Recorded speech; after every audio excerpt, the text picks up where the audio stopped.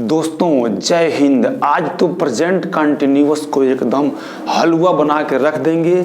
क्या होता है प्रेजेंट कंटिन्यूअस, प्रेजेंट कंटिन्यूअस में सेंटेंस को कैसे बनाते हैं ये हम देखेंगे, और यह सेंटेंस हम लोगों के जीवन में कैसे उपयोग होता है, हम लोग इंग्लिश में कैसे बातें करते हैं, इसको आप देखिए। प्रेजेंट कंटिन्यूअस टेंस की हिंदी होती है वर्तमान लगातार काल, अर्थात जब सेंटेंस से हमको ये पता चलता है कि काम हो रहा है, तो ऐसे वाक्यों में जब काम का जारी रहना पाया जाता है वर्तमान समय में, प्रेजेंट टाइम में, तो इन सेंटेंस को हम प्रेजेंट कंटिन्यूअस टेंस कहते हैं। अब प्रेजेंट कंटिन्यूअस टेंस की पहचान क्या जाती है, तो अंत में रहा है, रही है, रहे हैं, रहा हूं आदि शब्द आते हैं, वह वाक्य प्रेजेंट कंटिन्यूअस टेंस कहलाता है। अर्थात जैसे हम कह सकते हैं कि मैं आपको पढ़ा रहा हूं, वे लोग विद्यालय जा रहे हैं, गाय घास चर रही है, लड़के क्रिकेट खेल रहे हैं। तो ऐसे सभी सेंटेंस जिनके अंत में रहा है, रही है, रहे हैं शब्द आते हैं,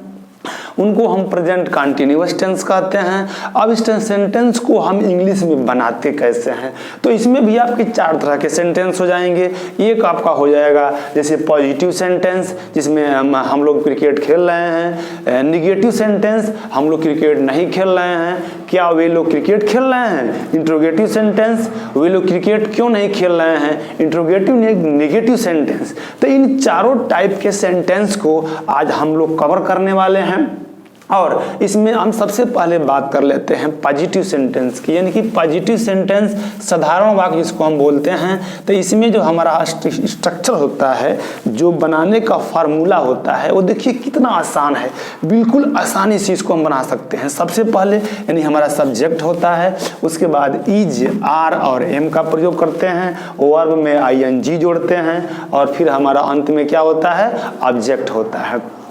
तो इसमें सेंटेंस को हम कैसे बनाएंगे, यानी कि अब हमारे पास यहाँ पे सब्जेक्ट के साथ इज, आर और एम तीन जो है, इसके साथ हम हेल्पिंग वर्ब का प्रयोग करेंगे। तो किस सब्जेक्ट के साथ इज आएगा, किस सब्जेक्ट के साथ आर का प्रयोग करेंगे, और किसके साथ हम एम का प्रयोग करेंगे। तो देखिए जो इज होता है ये हमारा सब्जेक्ट ही के साथ, सी के साथ और इट के साथ, और एक वचन जो सिंगुलर नाउन होते हैं, सिंगुलर नाउन, एक वचन यानी कि सिंगुलर नाउन के साथ हमारा इज का प्रयोग होगा। आर जा का जो प्रयोग होगा, किस सब्जेक्ट के साथ हम आर का प्रयोग करेंगे। तो देखिए आर का प्रयोग हम करेंगे आपके जो है वी का मतलब हम लोग, यू का मतलब तुम या तुम लोग, वे या यू का मतलब आप या आप सब, और वी यू दे के साथ, दे THEY, दे मतलब वे या वे लोग, वे सब, दे के साथ, और प्लूरल PLURAL, प्लूरल नाउन के साथ, यानी कि इस सब सब्जेक्ट के साथ, वी के साथ, यू के साथ, दे के साथ और प्लूरल नाउन के साथ हम आर का प्रयोग करते हैं। तो इसके अलावा जो है जो हमारे प्लूरल नाउन, जैसे हम कह सकते हैं कि मतलब गायें, बकरियां, कुत्ते, डॉग्स, यानी कि इनके साथ हम क्या करेंगे, आर का प्रयोग करेंगे। और बच गया हमारा एम, तो किस सब्जेक्ट के साथ एम आएगा, तो एम का प्रयोग जो होता है सिर्फ आई का मतलब मैं, यानी कि आई सब्जेक्ट के साथ जो है हम एम का प्रयोग करते हैं। तो दोस्तों अब आपको समझ में आ गया होगा कि यानी कि हमने बंटवारा कर दिया किस सब्जेक्ट के साथ हम इज, किसके साथ आर और किसके साथ एम का प्रयोग करेंगे। जैसे हम एक सेंटेंस देखते हैं, जैसे कह दिया जाए कि सीता एक कविता पढ़ रही है। अब देखिए इस सेंटेंस को हम कैसे बनाएंगे, सीता एक कविता पढ़ रही है। अब इसको आप इंग्लिश में कैसे बनाएंगे, देखिए सबसे पहले हम लिखेंगे सब्जेक्ट, यानी क्या लिखेंगे, सीता। सीता इसमें सब्जेक्ट है, किसको सब्जेक्ट कहते हैं, यानी कि सीता इसमें क्या है, हमारा सब्जेक्ट है, ये नाउन है। और सीता के साथ हम इज आर एम में से क्या लिखेंगे, देखिए हमने पहले ही डिफाइन कर दिया है, बता दिया है कि यानी कि ही के साथ, सी के साथ, इट के साथ और सिंगुलर नाउन, तो सीता क्या एक सिंगुलर नाउन है, इसलिए सीता के साथ इज आर एम में से क्या आएगा, इज, सीता इज। इसके बाद हम क्या लिखेंगे, हमारा वर्ब क्या है, पढ़ना, पढ़ना क्या होता है, रीडिंग, READ, रीड मतलब पढ़ना, इसमें हम वर्ब में ING जोड़ देंगे तो हो जाएगा रीडिंग, सीता इज रीडिंग, क्या कर रही है, एक कविता पढ़ रही है, तो ए poem, Sita is reading A poem, Sita एक कविता पढ़ रही है। जैसे हम इसमें जो है दूसरा सेंटेंस ले लेते हैं, जैसे हम कह दें कि हम लोग क्रिकेट खेल रहे हैं, हम लोग क्रिकेट खेल रहे हैं, इस सेंटेंस को हम कैसे बनाएंगे, हम लोग क्रिकेट खेल रहे हैं। अब आप देखिए क्रिकेट खेल रहे हैं, इसमें हमारा सब्जेक्ट क्या है, हम लोग है, यानी कि हम लोग यानी हमारा सब्जेक्ट है, करता है, तो हम लोगों की इंग्लिश हो जाएगी वी, और वी के साथ इज आर एम में से क्या लिखेंगे, आर लिखेंगे, क्योंकि हमने आपको पहले बता दिया, यहाँ पे देखिए हमने बंटवारा कर दिया है कि आर का वी, यू, दे या प्लूरल नाउन होगा तो हम क्या करेंगे, आर लगाएंगे। इसके बाद हमारा वर्ब, इसमें वर्ब क्या होगा, खेलना, खेल रहे हैं, तो खेलना वर्ब होगा, खेलना इंग्लिश किया जाएगा प्ले, PLAY, प्ले में क्या करेंगे हम ING जोड़ देंगे, तो वी आर प्लेइंग, क्या खेल रहे हैं, cricket, CRICKET, we are playing cricket. इसके बाद एक वाक्य और देख लेते हैं, जैसे कह दिया जाए कि मैं आपको अंग्रेजी, मैं आपको अंग्रेजी पढ़ा रहा हूँ, मैं आपको अंग्रेजी पढ़ा रहा हूँ। अब आप देखिए इस सेंटेंस को कैसे बनाएंगे, बहुत इजी है, सिंपल सेंटेंस है, कैसे बनाएंगे, तो सबसे पहले जो हमारा सब्जेक्ट होगा, इसमें सब्जेक्ट कौन है, करता कौन है, करने वाला काम कौन है, मैं की इंग्लिश क्या होती है, आई। अब आई के साथ जो है आप इज आर एम में से क्या लगाएंगे, तो आई के साथ क्या करते हैं हम, एम का प्रयोग करते हैं, यानी कि हम याद रखेंगे कि इज आर एम किस किस सब्जेक्ट के साथ प्रयोग होगा, तो आई के साथ हम एम लगा देंगे। इसमें हमारा सब्जेक्ट कौन सा है, पढ़ाना, पढ़ाना की इंग्लिश क्या होता है, तो पढ़ाना क्या हो जाएगा यहाँ पर, टीच, TEACH, टीच का मतलब पढ़ाना होता है, रीड का मतलब पढ़ना होता है, तो टीच में हम जोड़ देंगे ING तो हो जाएगा teaching, I am teaching you, I am teaching you, मैं आपको पढ़ा रहा हूँ, क्या पढ़ा रहा हूँ, English, I am teaching you English, मैं आपको इंग्लिश पढ़ा रहा हूँ, मैं आपको अंग्रेजी पढ़ा रहा हूँ। तो ऐसे आप किसी भी पॉजिटिव का सेंटेंस जो है उसको आप इजीली बना सकते हैं। जैसे कह दिया जाए कि मैं क्रिकेट खेल रहा हूँ तो आई एम प्लेइंग क्रिकेट, मैं एक गाना गा रहा हूँ तो I am singing a song, वे लोग बाजार जा रहे हैं, they are going to market, हम लोग नाच रहे हैं तो वी आर डांसिंग।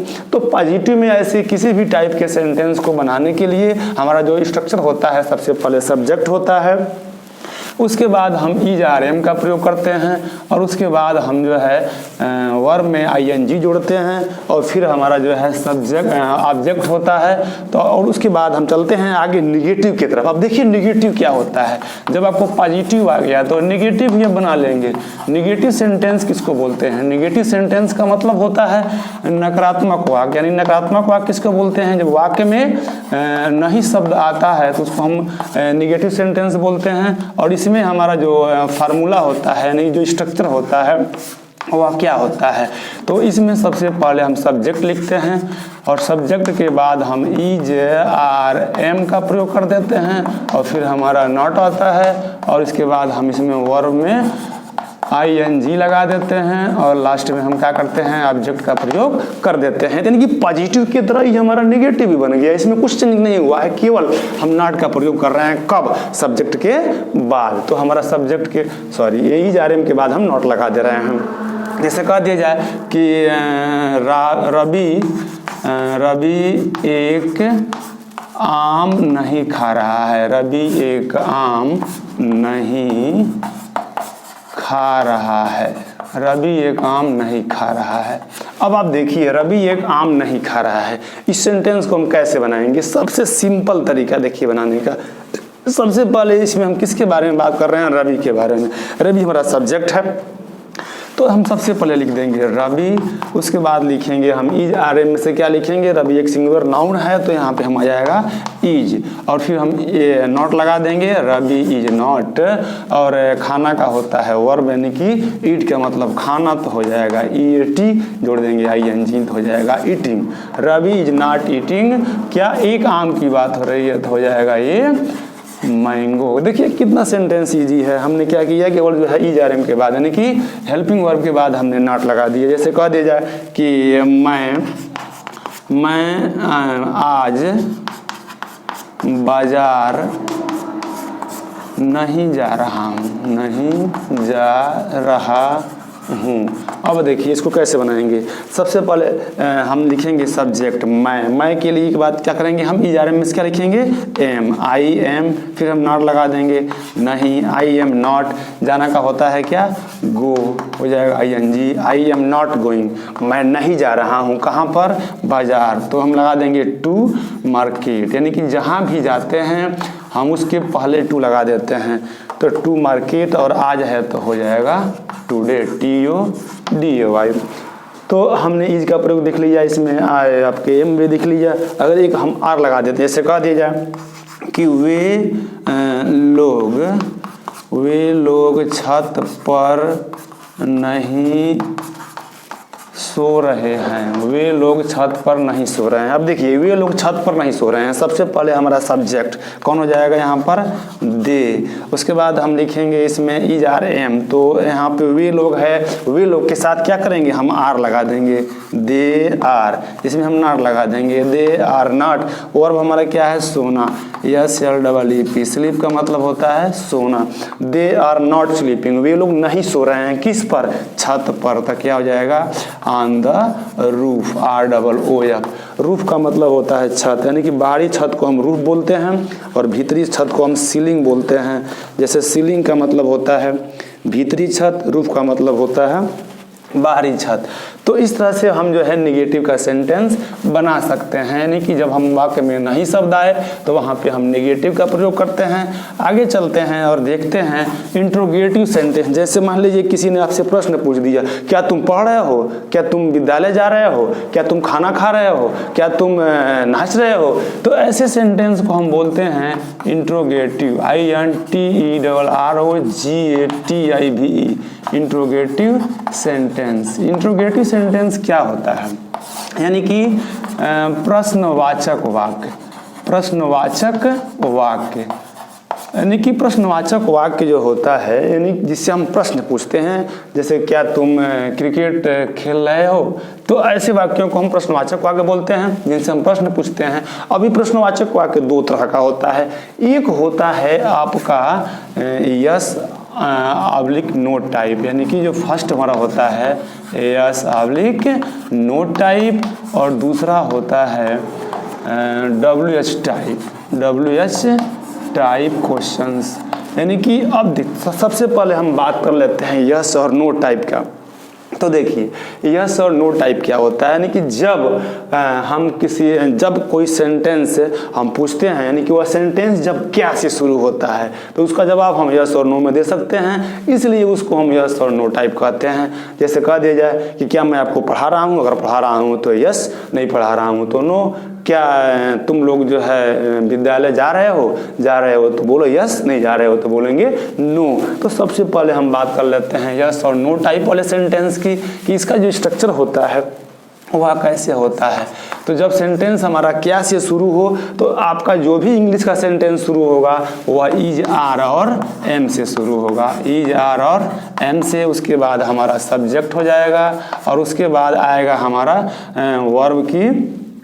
वर्ब की फर्स्ट फॉर्म, इसमें हम जोड़ देंगे ING, और उसके बाद होगा हमारा ऑब्जेक्ट, और लास्ट में हो जाएगा साइन ऑफ इंट्रोगेशन, यानी कि प्रश्नवाचक चिन्ह। जैसे हम कह दें कि क्या तुम एक किताब पढ़ रहे हो? देखिए कितना आसान है, क्या तुम एक किताब पढ़ रहे हो। अब इस सेंटेंस को बनाना है, पढ़ रहे हो। लास्ट में क्या करेंगे, क्वेश्चन मार्क लगा देंगे। तो क्या तुम एक किताब पढ़ रहे हो, इस सेंटेंस को इंग्लिश में ट्रांसलेट करना है, कैसे करेंगे देखिए। सबसे पहले हम बात करेंगे इज आर एम, यानी कि हमारा इज आर एम आएगा, सबसे पहले आएगा। क्यों आएगा, क्योंकि हमारा सेंटेंस क्या से शुरू हो रहा है। जब सेंटेंस क्या से शुरू हो तो हम इज आर एम का प्रयोग करेंगे अकॉर्डिंग सब्जेक्ट, कर्ता के अनुसार। तो कर्ता हमारा यू है, तो यू के अकॉर्डिंग इज आर एम में से क्या आएगा, आर, यानी कि यू के साथ आर का प्रयोग होगा। उसके बाद हमारा सब्जेक्ट क्या हो जाएगा, तुम बोले तो यू, आर यू, क्या तुम। उसके बाद हमारा क्या आएगा, वर्ब, वर्ब किसमें क्या है, पढ़ना, तो पढ़ना का हो जाएगा रीड, आर यू जोड़ देंगे, आई एन जी रही है तो आर यू रीडिंग, क्या तुम पढ़ रहे हो, क्या पढ़ रहे हो, एक किताब, तो हो जाएगा अ बुक, क्या तुम एक किताब पढ़ रहे हो। लास्ट में हम क्वेश्चन मार्क लगा देंगे। जैसे कह दिया जाए कि क्या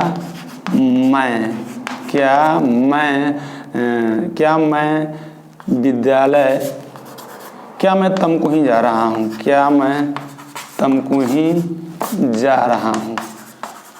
तो इस सेंटेंस को देखिए कैसे बनाएंगे। सबसे पहले हमारा हो जाएगा सब्जेक्ट के अकॉर्डिंग जो है इज आर एम, तो हमारा सब्जेक्ट मैं है, तो इसमें क्या लगा देंगे हम, एम, उसके बाद लिखेंगे सब्जेक्ट एम आई, उसके बाद लिखेंगे going, am I going to.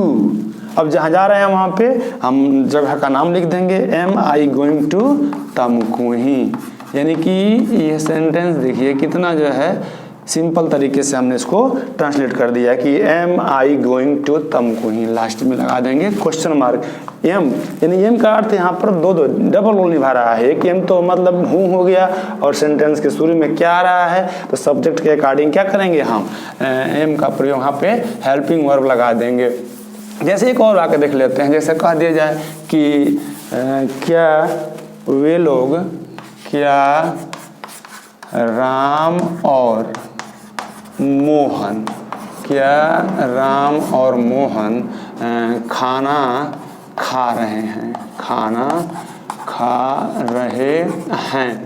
अभी आप देखिए क्या राम और मोहन खाना खा रहे हैं, तो इसमें हमारा जो है क्या कि इंग्लिश राम और मोहन के अकॉर्डिंग बनेगा, क्योंकि राम और मोहन हमारा यहाँ पर सब्जेक्ट है, बहुवचन में है, तो हम क्या के लिए क्या लिखेंगे, आर लगा देंगे। उसके बाद राम और मोहन लिखेंगे, राम एंड मोहन, ये हमारा सब्जेक्ट हो गया। उसके बाद हम क्या लिखेंगे, वर्ब, खाना, यानी कि ईट, ई-ए-टी, ईटिंग, क्या खा रहे हैं, खाना, खाना बोले तो फूड, फूड मतलब भोजन, are Ram and Mohan eating food, और लास्ट में कर देंगे क्वेश्चन मार्क। तो इस तरह से जो है आप कोई भी ऐसा सेंटेंस जिनके शुरू में क्या शब्द आ रहा है, तो उसके लिए हम इज आर एम का प्रयोग कर सकते हैं। जैसे कह दिया जाए कि क्या तुम क्रिकेट के खेल रहे हो, तो आर यू प्लेइंग क्रिकेट, क्या तुम एक